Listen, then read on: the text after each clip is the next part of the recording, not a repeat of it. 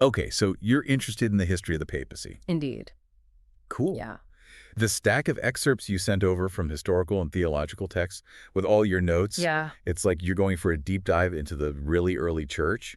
No Renaissance popes here. We're talking about the very early centuries of Christianity. Exactly.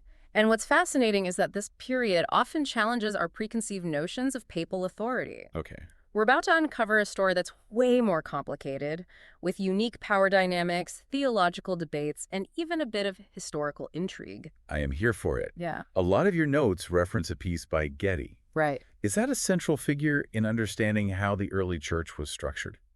Guettée is key. Okay. He really digs into early church writings, and the picture of leadership that emerges is much more decentralized than you might think. Okay, so less like a monarchy. Much less. You actually highlighted a passage from Guettée Right. where he compares the church to a temple. The foundation, he says, isn't just one single pope, but all the apostles and prophets, with Christ as the cornerstone. So more like a building with multiple pillars all holding it up. That's the idea. Now, this isn't to say Rome wasn't important. Right. It was a major hub, the communication center of the Roman Empire, so Christians from all over naturally gravitated there. So Rome's influence came from its location and the network it provided, not necessarily from some God-given right to rule. Exactly. And this distinction is crucial for understanding how authority actually functioned in the early church. So how did they handle disagreements back then if it wasn't a Rome says so it is situation? Well, let's take the Easter controversy, for example. Right. Guettée talks about this big disagreement over when to celebrate Easter. Oh, right. You flagged this in the notes, the whole thing, where the Bishop of Rome tries to excommunicate entire churches just because they celebrated Easter on a different date, Right. trying to get everyone on the same page, but maybe going a little too far. A little. The other bishops basically said, hold on a minute. We believe in a unified church, but that doesn't mean blind obedience to Rome. So if they weren't following Rome's lead, what were they basing their decisions on? They looked to tradition and consensus across the Christian community. It was less about one bishop, even a prominent one, calling all the shots, and more about preserving shared practices and beliefs. That makes sense if you think about it. If the church is built on the foundation of all the apostles, like that temple metaphor we talked about, then everyone's perspective would hold weight, right? Exactly. Yeah. And this practice of shared decision-making continued even as Rome grew more prominent. Okay. Even in the 4th and 5th centuries, when Rome is considered the first among equals, they still didn't act unilaterally. Right. We see councils popping up to deal with major issues, like the debates surrounding St. Athanasius and the Donatist controversy. These were huge theological disputes that could have split the early church apart. Could you give us a quick explanation of the Donatist controversy, since it might not be familiar to everyone? Sure. The Donatists were a group in North Africa who believed that any Christian who abandoned their faith during times of persecution should be permanently excluded from the church. Wow. They saw it as a betrayal, a stain that couldn't be erased even if the person later repented. So a very strict interpretation of forgiveness and reconciliation. Very. And this caused a major rift in the church. Absolutely. It led to decades of debate and division. Wow. And the interesting thing is, even when the Bishop of Rome was asked to weigh in on the Donatist issue, he didn't act alone. The case was brought before a council of bishops, and the final decision was made collectively. So again, this emphasis on shared authority and conciliar decision-making. Exactly. Even more interesting, you pointed out that the Council of Sardica actually limited the Pope's role in hearing appeals. They gave him this right as a temporary special honor. Why bother if he was already considered all-powerful? Precisely. That detail really highlights that the bishops at that time believed they had the authority to grant and revoke power. The Bishop of Rome wasn't operating under some kind of absolute, unquestionable authority. It really challenges the way we usually think about the Pope, doesn't it? It's way more complicated than simply assuming he's always had ultimate authority. Exactly. And speaking of challenging assumptions, we need to talk about the monothelite controversy. Oh, yeah. Yeah. This is where it gets really interesting. One pope, Honorius, supports this theological doctrine called monothelitism, which ends up getting him condemned as a heretic by a later pope and council. Right. Talk about an awkward family reunion. For those of us who need a refresher, what was monothelitism all about, and why was it so controversial? In a nutshell, monothelitism argued that Christ had only one will, his divine will, and not a separate human will. This was a big deal because it had huge implications for how people understood the nature of Christ and the relationship between his humanity and divinity. So a theological debate with very high stakes. Yeah. And one pope supported this idea, only to be later condemned as a heretic. That's kind of a big deal, right? It is, because it raises the question, if a pope is considered infallible, how can his pronouncements be considered heretical? Right. This episode highlights that even in the early church, a pope's theological pronouncements were not seen as above scrutiny or correction. And it also shows that the Eastern churches had their own distinct way of handling these kinds of debates. Tell me more about that. The Eastern Church, centered in Constantinople, had a strong tradition of theological debate and placed a lot of emphasis on ecumenical councils. Those are gatherings of bishops from across the Christian world to discuss and rule on matters of doctrine and church governance. So instead of looking to Rome for a final answer, they hashed things out as a group. Exactly. They believed that authority resided in the collective wisdom of the bishops, guided by scripture and tradition, not just in the pronouncements of a single bishop, even the Bishop of Rome. It's fascinating how these different models of authority were already present in the early church. It's definitely more nuanced than the simple narrative we often hear. Yeah. Speaking of nuanced, we've got to circle back to the Easter controversy and that whole excommunication business. Right. Pope Victor I really took a hard line there. Why was he so insistent on everyone celebrating Easter on the same date? Was it just about the date itself, or was something else going on? You've hit on a key point. It wasn't just about the date itself. It was a pivotal moment because it raised a fundamental question: who gets to decide what correct Christian practice looks like, and how far can one bishop, even the Bishop of Rome, go in enforcing his interpretation? Right. And Guettée mentions that other bishops saw Victor's actions as a power grab, not just a matter of religious observance. Exactly. They accused Victor of trying to cut off entire churches. Those are the words used by the historian Eusebius, just for following a different tradition. And remember, we're not talking about small, insignificant churches here. These were the churches of Asia Minor, with strong ties to apostles like John and Polycarp. Wow, so Victor was picking a fight with some of the most established Christian communities in the East. What exactly was his argument? Why did he think he had the right to dictate when everyone celebrated Easter? Victor seems to have genuinely believed that the Roman tradition had a special authority, that it represented the true apostolic faith passed down from Peter himself. He saw it as his duty to bring everyone else in line. Okay, so a Rome knows best kind of approach, but the other bishops weren't buying it. No. Figures like Polycartus of Ephesus argued that they were following the traditions passed down to them directly from the apostles. They weren't about to abandon their practices just because Rome decided it was the only right way. So you have this clash of traditions, each side claiming apostolic authority. Sounds like a recipe for disaster. It definitely caused a major rift. Yeah. But it also highlights that even in these early centuries, the church was grappling with questions of authority. They weren't afraid to debate, even with the Bishop of Rome. Which brings us to another fascinating figure you highlighted in your notes, Irenaeus of Lyon. He seems to represent a kind of middle ground in all of this. Absolutely. Irenaeus is crucial because he embodies this idea that diversity of practice within the church doesn't necessarily equal disunity of faith. Could you elaborate on that a bit? What do you mean by diversity of practice? Think back to the Easter controversy. Irenaeus believed both the Roman practice and the practices of the Asian churches were legitimate, even though they were different. He argued they were both rooted in apostolic tradition. He didn't see a need for the church to have absolute uniformity on every single detail of observance. So he was more about finding common ground amidst differences, rather than forcing everyone into the same mold. Exactly. And it's important to note that Irenaeus wasn't some fringe figure. He was a highly respected bishop who had actually studied under Polycarp, who, as we know, was a disciple of the Apostle John. Wow, talk about being connected to the early church. Right. So when Irenaeus spoke, people listened. They did. And thankfully, he used that influence to urge Victor to reconsider his stance on the Easter issue. He pushed for moderation, encouraging Victor to find a way to maintain unity without demanding absolute uniformity. Did Victor listen?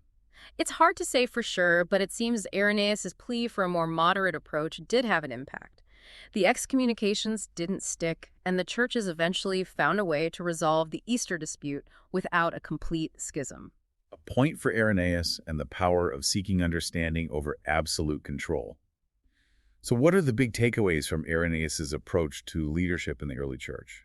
I think he shows us that unity and uniformity are not the same thing. The early church was incredibly diverse. Different regions developed their own customs and ways of practicing Christianity. So there wasn't this expectation of a single centralized authority dictating everything. Not in the way we might think of it today. There was certainly a shared understanding of core Christian beliefs and practices, but there was also room for local variation and expression. Okay. Rome was influential, yes, but not all-powerful. It was one important voice among many, not the sole voice of authority. It's a very different picture of the early papacy than we often get. It is, but these early centuries are essential because they set the stage for how the papacy would evolve. Okay. And that evolution takes another turn as we move into the 4th and 5th centuries. We begin to see the seeds of the papacy as we know it today, but it's still a far cry from the absolute authority that would be claimed later on. So still a lot of push and pull regarding the role of Rome. Absolutely. It's a really dynamic period. For example, during the Arian controversy, Pope Julius I emerges as this powerful voice, a staunch defender of Orthodox Christian teachings. Oh, this is the controversy that ensnared St. Athanasius. Right. He was declared a heretic, then later hailed as a saint. Quite a story. For those of us who haven't deep dived into this yet, could you give a quick explanation of what the Arian controversy was all about? The Arian controversy centered on the nature of Jesus Christ. Arius, a priest from Alexandria, taught that Jesus was created by God the Father and therefore not fully divine. Athanasius strongly opposed this view, arguing that Jesus was internally God, of the same substance, that's where the word homousios comes in if you want to sound impressive, as the Father. This debate about the nature of Christ, whether he was fully God or somehow less, was the theological crisis of the 4th century. And Pope Julius I steps in to defend Athanasius. Exactly. Julius uses his position as Bishop of Rome to champion Athanasius' cause, condemning those who had unjustly deposed him. He even goes so far as to convene a council in Rome to officially reinstate Athanasius as Bishop of Alexandria. Okay, so here we see the Bishop of Rome taking a very proactive role, defending orthodoxy, intervening in disputes, and calling councils. It sounds like the papacy is starting to look a little more like what we're used to today. It's a step in that direction. But even in this case, it's important to remember that Julius wasn't acting in isolation. He was working with other Western bishops, and the final authority still rested, for many, with the councils. It's a great example of how this period was marked by both a growing sense of papal authority and a continued emphasis on conciliarism, the idea that councils hold authority in the church. Right, like we talked about earlier with the Council of Sardica, which actually sought to limit the Pope's role in certain areas. It seems like a bit of a balancing act was going on. Exactly. Even when the council granted Julius more authority, it was presented as a temporary privilege, not an inherent right. They weren't ready to declare that the Bishop of Rome had ultimate and final say in all matters. So the debate about the nature of authority within the church was still very much alive. It was. And this continued to play out in other controversies, too. Remember the Donatists we discussed earlier? Well, even when the Bishop of Rome at that time, Miltiades, was asked to weigh in on their case, it was in the context of a council.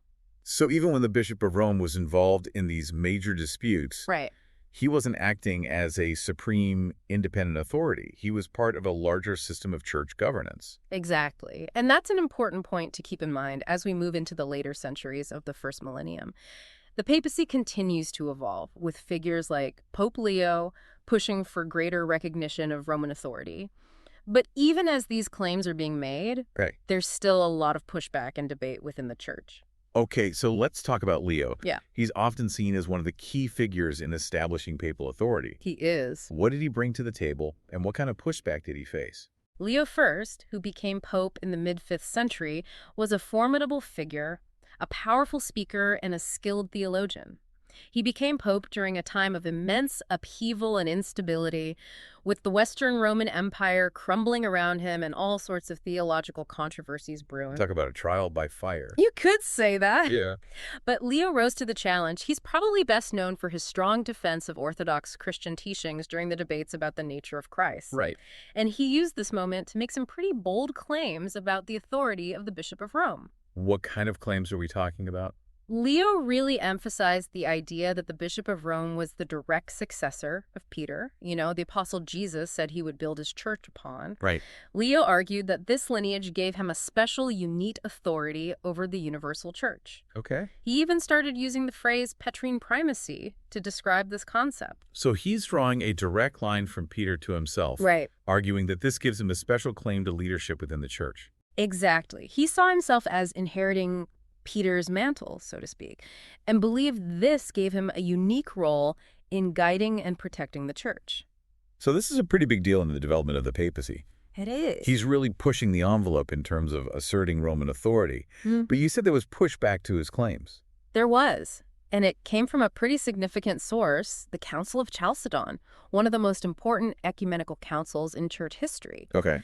This council, held in 451, actually granted the Bishop of Constantinople, remember, that's the head of the church in the East, equal status to the Bishop of Rome.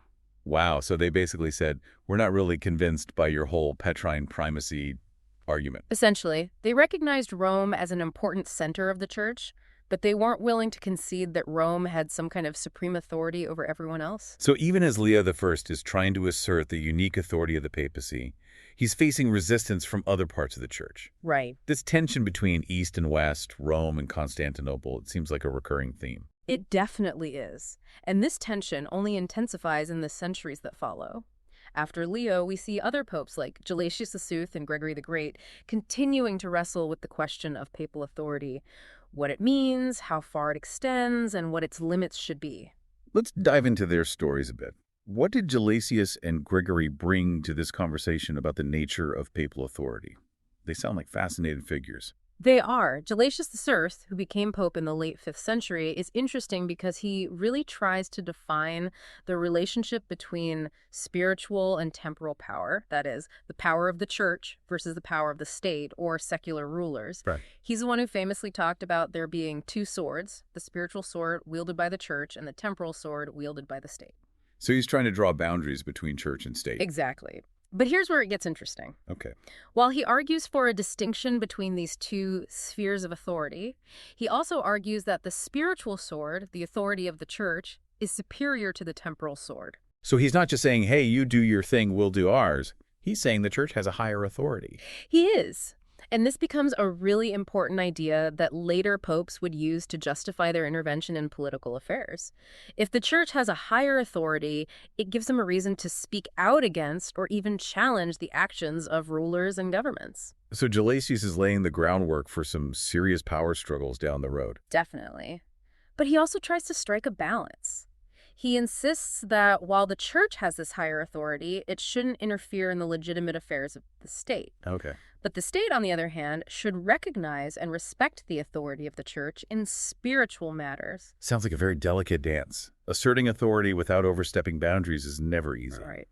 So what about Gregory the Great? How does he fit into this ongoing debate about the role of the Pope? Gregory, who became pope in the late 6th century, is fascinating because he's often seen as both a staunch defender of papal authority and a critic of papal ambition. Okay, now that's interesting.